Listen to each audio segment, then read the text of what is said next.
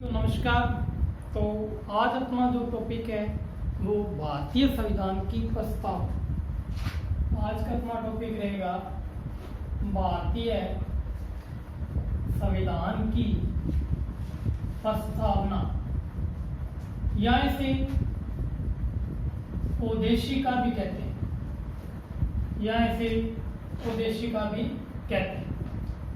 भारतीय संविधान के प्रस्ताव यानी कि भारतीय संविधान का एक अपने परिचय कह सकते हैं कि जिसके अकॉर्डिंग इसका परिचय दिया गया भारतीय संविधान को, उसको भारतीय संविधान की प्रस्तावना कहा जाता है। तो सबसे पहले अपनी बात करते हैं भारतीय संविधान की प्रस्तावना का विचार और भाषा। इसका विचार कहां से लिया गया और इसकी भाषा। तो भारतीय संविधान का जो प्रस्तावना का विचार है ये संयुक्त राज्य अमेरिका से लिया गया, संयुक्त राज्य अमेरिका से, और जिसकी भाषा है ये ऑस्ट्रेलिया से, इसकी भाषा ऑस्ट्रेलिया से, संयुक्त राज्य अमेरिका से इसका विचार और इसकी भाषा कहां से है, ऑस्ट्रेलिया से। ठीक है, तो अपनी बात करेंगे कि सबसे पहले प्रस्तावना का विचार रखा किसने। तो पिछली वीडियो में पढ़ा था कि 13 दिसंबर 1946 ईस्वी में, 13 दिसंबर 1946 ईस्वी में जे.एल. नेहरू द्वारा संविधान सभा की तीसरी बैठक में ये प्रस्ताव रखा गया, तीसरी बैठक में प्रस्ताव रखा गया। ठीक है, ध्यान रखिएगा। और ये प्रस्ताव कब मंजूरी मिली या कब स्वीकार किया गया। तो 22 जनवरी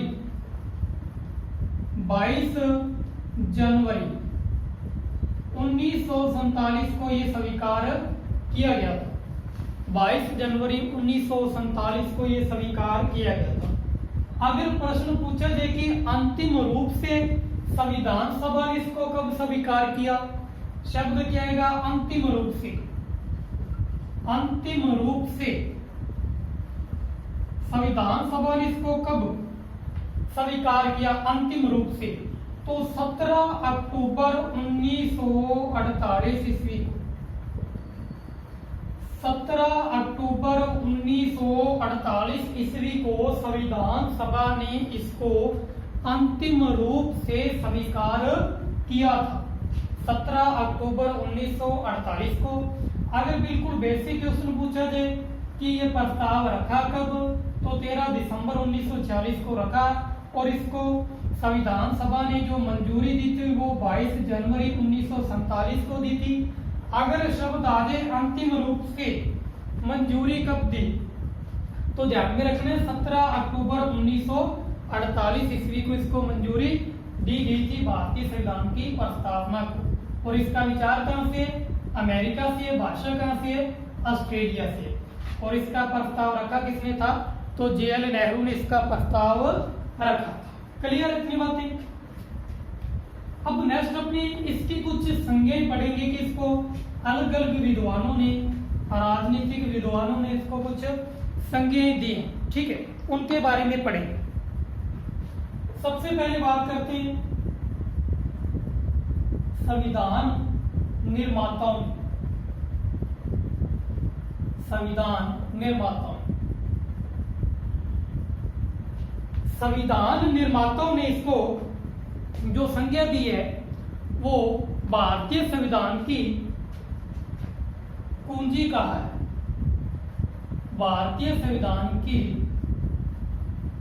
कुंजी कहा है, भारतीय संविधान की कुंजी कहा है। दूसरी संज्ञा N.A.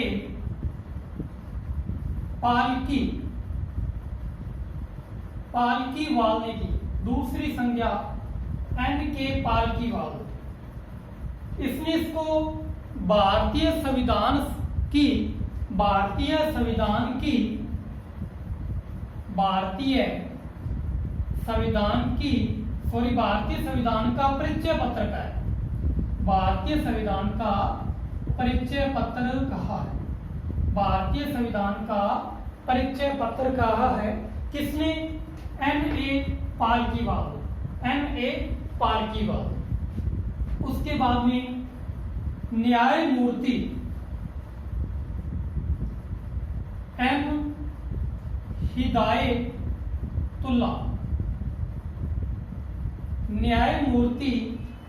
हिदायतुल्ला ने इसने इसको संविधान की आत्मा कहा है। संविधान की आत्मा कहा है। संविधान की आत्मा कहा है। ठीक है। और एक व्यक्ति है सुभाष कश्यप।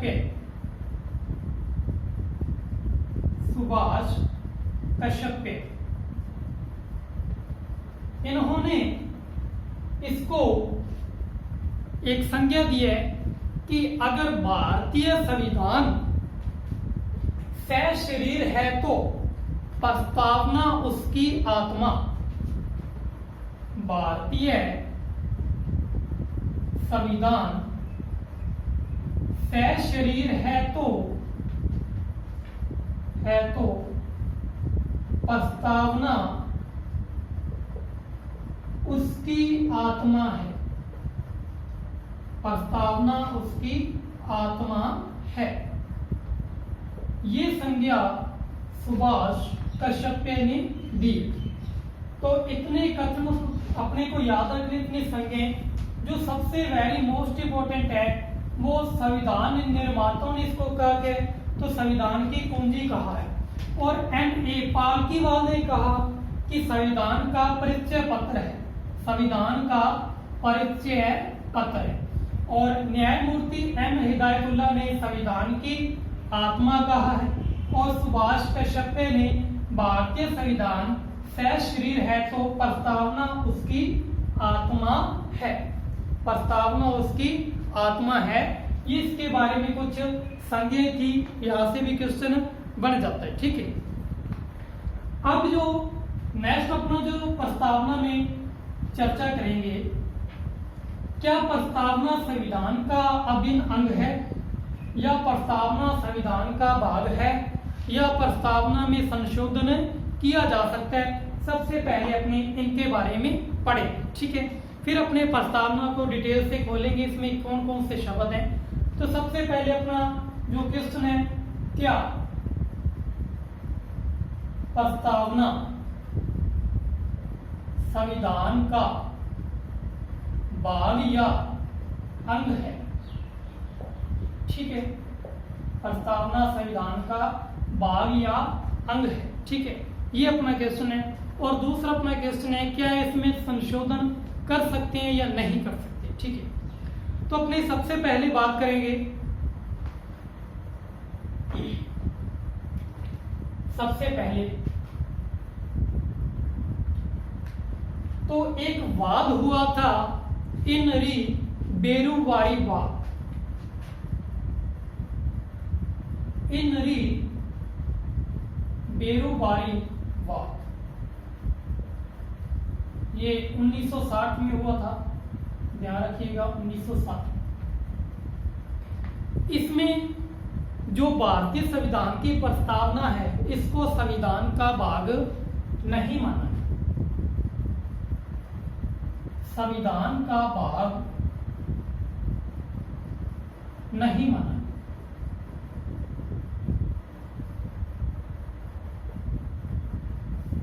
और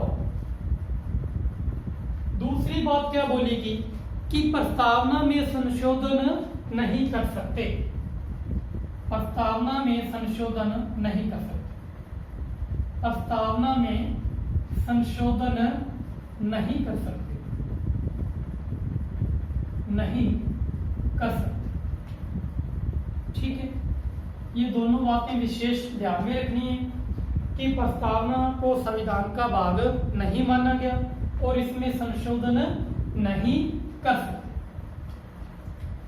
इस वाद के बाद में एक वाद और आया जिसका नाम था केशवानंद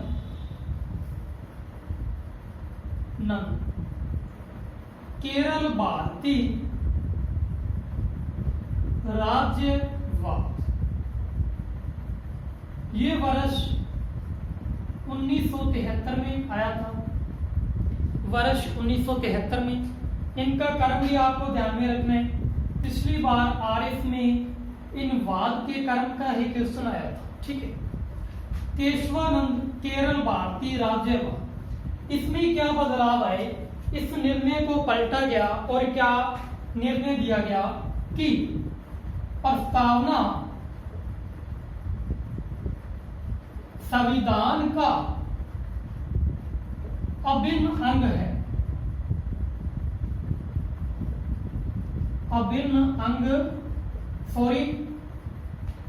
प्रस्तावना संविधान का भाग है। प्रस्तावना संविधान का क्या है? भाग है। इसे नोट करना, प्रस्तावना संविधान का क्या है? भाग है। और दूसरी कंडीशन क्या थी? प्रस्तावना में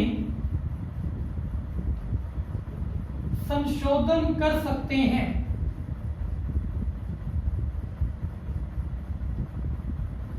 लेकिन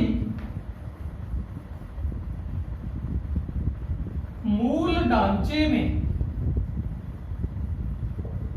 संशोधन नहीं कर सकते,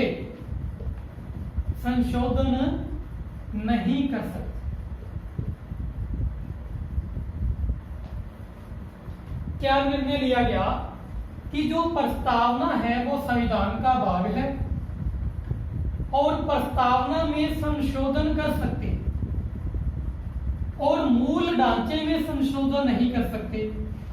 यानी कि जो इसका जो प्रस्तावना का जो ढांचा था, जो इसकी संरचना थी, जो 22 जनवरी 1947 को या अपने बोले 17 अक्टूबर 1948 को जो निर्धारित कर दी गई थी, उसमें कोई भी चेंज नहीं आ सकता। हाँ, इसमें नया प्रावधान शामिल कर सकते हैं, लेकिन मूल ढांचे में संशोधन नहीं कर सकते। और इसमें एक निर्णय और लिया गया कि प्रस्तावना वाद योग्य नहीं है, प्रस्तावना वाद योग्य नहीं है, प्रस्तावना वाद योग्य नहीं है। इसको वाद योग्य क्यों नहीं बनाया गया? क्योंकि इसमें जो अपनी प्रस्तावना में प्रावधान पढ़ेंगे, समानता के बारे में पढ़ेंगे, न्याय के बारे में पढ़ेंगे, ठीक है, समता के बारे में पढ़ेंगे, तो उन प्रावधानों को लेकर अपने न्यायालय में नहीं जा सकते।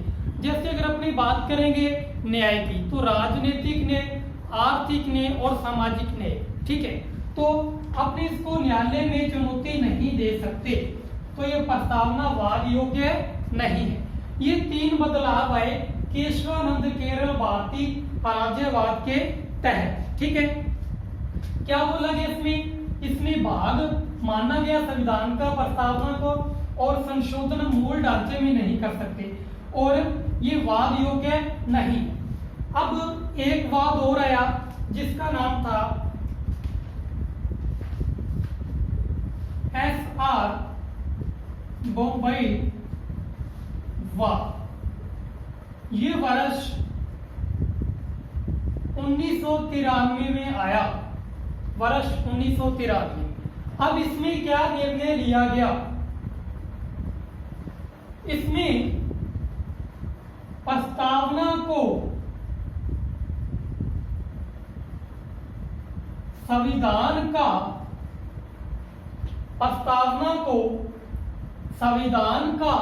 अभिन्न अंग माना गया।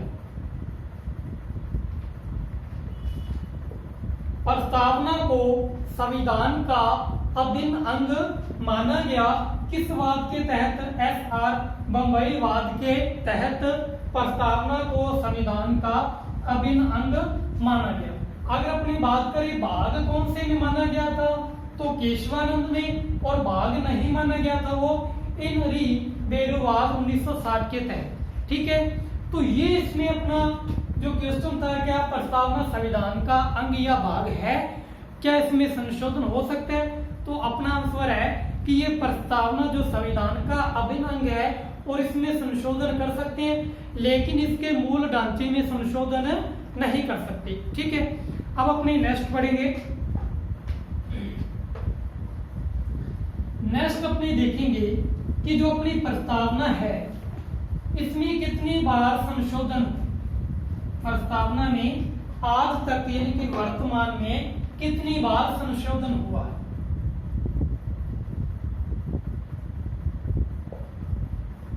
तो प्रस्तावना में आज तक केवल एक बार ही संशोधन हुआ है, और वो कौन सा संशोधन है? 42वां संविधान संशोधन 1976 ईस्वी में। 42वां संविधान संशोधन 1976 ईस्वी में। ठीक है, 4 और 2 कितने होते हैं? 6 होते हैं, और 4 और 4 कितने होते हैं? 8 होते हैं। 44वां 1978 में और 42वां 1976 में हुआ था। ठीक, अब सबसे पहले अपने देखेंगे इसमें क्या नए प्रावधान है। तो इसमें 3 नए शब्द शामिल किए गए, 3 नए शब्द शामिल किए गए। वो कौन कौन से थे? एक तो था समाजवादी, एक था पंथ निरपेक्ष, और एक था अखंडता। पंथ निरपेक्ष और अखंडता। ध्यान रखिएगा, आपको इस कर्म में ही इन शब्दों को याद रखना है, इस कर्म में ही शब्दों को याद रखना। ठीक है, जिस कर्म में ये संविधान की प्रस्तावना में यानी कि वर्णित किए गए हैं। क्लियर है? समाजवादी, पंथ निरपेक्ष और अखंडता। अब 42वें संविधान संशोधन के तहत अपने देश का प्रधानमंत्री कौन था, ये ध्यान में रखना है। राष्ट्रपति कौन था और उपराष्ट्रपति कौन था। ठीक है, राष्ट्रपति कौन था और उपराष्ट्रपति कौन था, ये भी थोड़ा सा ध्यान में रखें। तो इस समय 1976 में अगर अपनी बात करें तो श्रीमती इंदिरा गांधी देश की प्रधानमंत्री थी। श्रीमती इंदिरा गांधी क्या थी? देश की प्रधानमंत्री। और अगर अपने राष्ट्रपति की बात करें, ठीक है, राष्ट्रपति की बात करें तो फखरुद्दीन अली अहमद, फखरुद्दीन अली अहमद। और उपराष्ट्रपति की बात करें तो बीडी जती, बीडी जती। ध्यान रखिएगा, बीडी जती इस टाइम उपराष्ट्रपति है कि राष्ट्रपति। तो ये तीनों क्वेश्चन अपने को ध्यान में रखने हैं कि जब 42वां संविधान संशोधन हुआ तो प्रधानमंत्री कौन था, राष्ट्रपति कौन था और उपराष्ट्रपति। क्योंकि ये क्वेश्चन पूछा जा सकता है। पिछली बार सेकंड ग्रेड में क्या क्वेश्चन आया कि जब 44वां संविधान संशोधन हुआ तो उस टाइम प्रधानमंत्री कौन थे। ठीक है, पहला ऑप्शन था इंदिरा गांधी, तो लगभग सभी ने इंदिरा गांधी कर दिया, लेकिन उसका आंसर क्या होगा? मोरारजी देसाई था। ठीक है, उसी प्रकार से 42वें संविधान संशोधन के तहत प्रधानमंत्री कौन है? श्रीमती इंदिरा गांधी, राष्ट्रपति फखरुद्दीन अली अहमद और उपराष्ट्रपति बीडी जती थे। आप और भी याद कर सकते हो, जैसे लोकसभा अध्यक्ष कौन था, लोकसभा उपाध्यक्ष कौन था और राज्यसभा उपाध्यक्ष कौन था, उपसभापति बोलेंगे। ठीक है, तो ये आप याद कर सकते हो। लेकिन ये 3 मेन, ये 3 के अपने लिए में। तो क्या संविधान संशोधन हुआ? इसमें 3 नए शब्द जुड़े, समाजवादी, पंथ निरपेक्ष और अखंडता। ठीक है, एक बार ही इसमें क्या हुआ है? संशोधन हुआ है। अब अपनी नेक्स्ट पढ़ेंगे प्रस्तावना में। एक आपको प्रस्तावना क्लियर याद होनी चाहिए। ठीक है, प्रस्तावना का आरंभ कैसे होता है और प्रस्तावना का समापन कैसे होता है। ठीक है, और प्रस्तावना में कैसे शब्द आते हैं, शब्दों का कर्म पता होना चाहिए। ठीक है, अब अपनी बात करेंगे विश्व की औद्योगिक क्रांतियों का भारतीय प्रस्तावना पर क्या प्रभाव पड़ा। ठीक है, विश्व की क्रांतियां कह सकते हैं अपने, विश्व की क्रांतियों का प्रस्तावना पर प्रभाव, प्रस्तावना पर प्रभाव।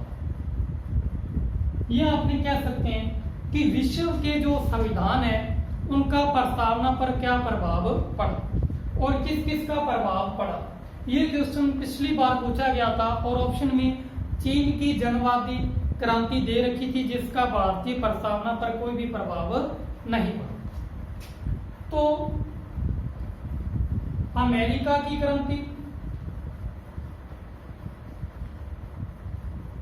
एक तो अमेरिका की क्रांति का प्रभाव पड़ा, दूसरा इंग्लैंड की क्रांति,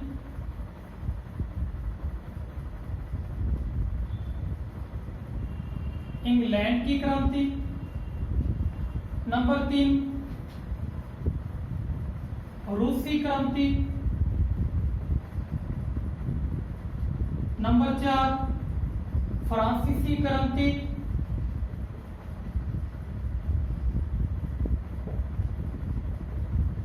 और नंबर 5 आयरिश क्रांति।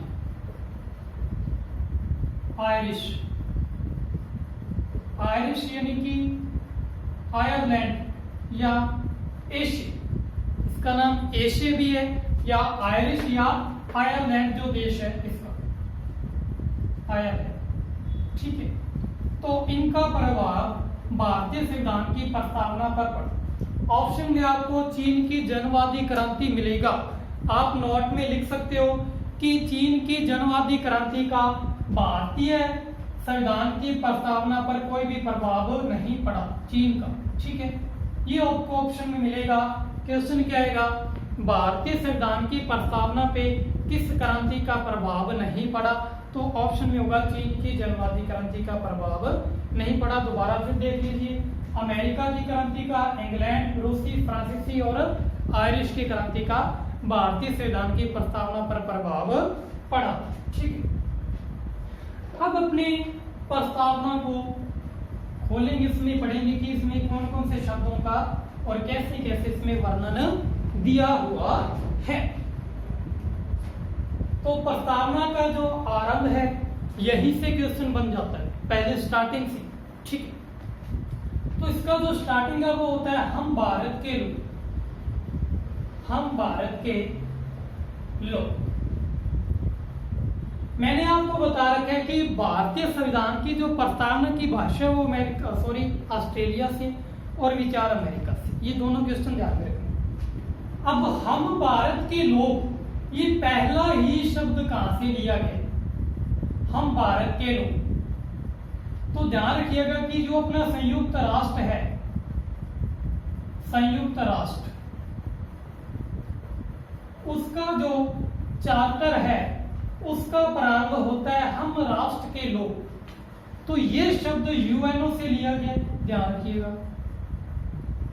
ये शब्द कहां से लिया गया, यूएन या यूएनओ कह दें अपने। ठीक है, संयुक्त राष्ट्र संघ से। ओके, तो हम भारत के लोग से इसका प्रारंभ होता है और ये शब्द यूएन की चार्टर उद्देशिका से लिया गया। ठीक है, पहला ही क्वेश्चन। नेक्स्ट, अब इसमें एक शब्द जोड़ा गया है न्याय। प्रस्तावना में एक शब्द है न्याय। ये न्याय शब्द किस देश से लिया गया, तो न्याय जो शब्द है ये सोवियत संघ,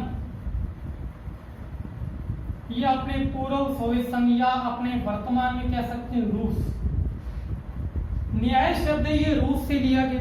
ठीक है, और इसमें न्याय कितने प्रकार की न्याय की बात कही गई है, तो राजनीतिक, सामाजिक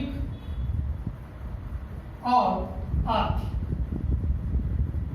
राजनीतिक, सामाजिक और आर्थिक, तो 3 प्रकार की न्याय की बात कही गई है किसमें, प्रस्तावना में। और न्याय शब्द कहां से लिया गया, सोवियत संघ से लिया गया। अब अपनी बात करते हैं समानता।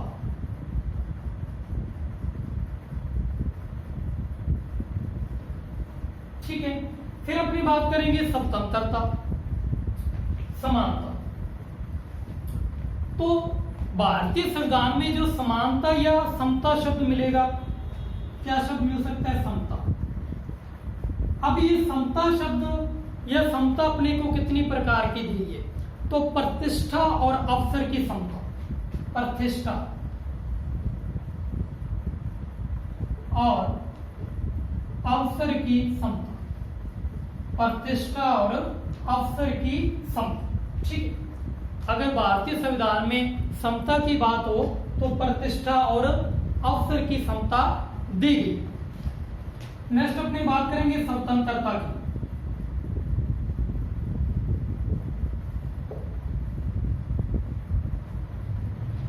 तो भारतीय संविधान में जो स्वतंत्रता है वो विचार, अभिव्यक्ति, विश्वास,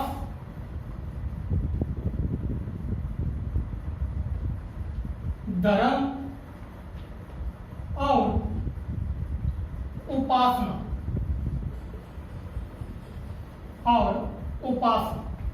विचार, अभिव्यक्ति, विश्वास, धर्म और उपासना की स्वतंत्रता।